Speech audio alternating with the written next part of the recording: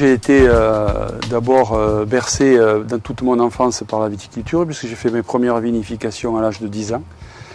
Et je rentrais toujours à l'école quand les vendanges étaient finies, aux grandes dames de ma maman. Et mon père me disait toujours, tu as de la chance parce que tu verras, quand tu auras 60 ans, tu auras 50 ans d'expérience. Et au décès accidentel de mon père en 87, j'ai repris le flambeau sur le domaine familial pendant quelques années. Puis j'ai mené de front ma carrière de rugbyman et cette carrière de vigneron.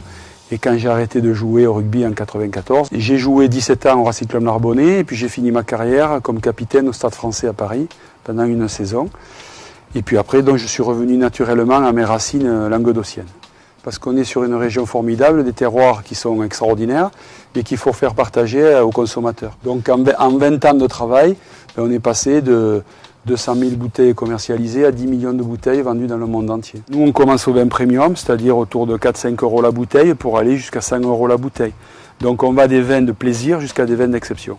Ça a été la première croix qui symbolise le Languedoc, qui a été faite par les Visigoths au 7e siècle. Voilà, très symbolique parce qu'il y a deux colombes qui boivent dans une coupe, ce qui symbolise le partage, la communion, l'alpha et l'oméga, le début et la fin de la vie, et puis les 12 points qui symbolisent les 12 signes du zodiaque et les 12 mois de l'année. Donc voilà, et cette croix, c'est une croix qu'on retrouve sur beaucoup de nos étiquettes ou de bouteilles, et elle symbolise aussi les valeurs et la vertu de notre groupe et de notre entreprise, de la marque Gérard Bertrand. Ici, c'est un petit village, Château-l'Hospitalet, puisqu'on a aussi des artisans qui travaillent à l'année. Donc avec un artiste peintre, un potier, différentes activités. Donc c'est un petit village artisanal et en même temps on fait des gros événements. On fait un marché de Noël début décembre où on regroupe une centaine d'artisans locaux et régionaux.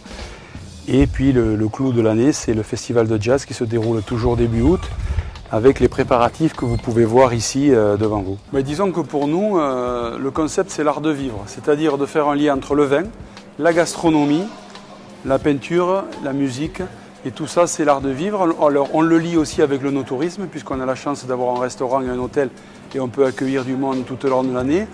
Et le vin, il n'y a rien de tel que de pouvoir le découvrir et de pouvoir le partager avec le propriétaire, avec les gens qui le font sur place.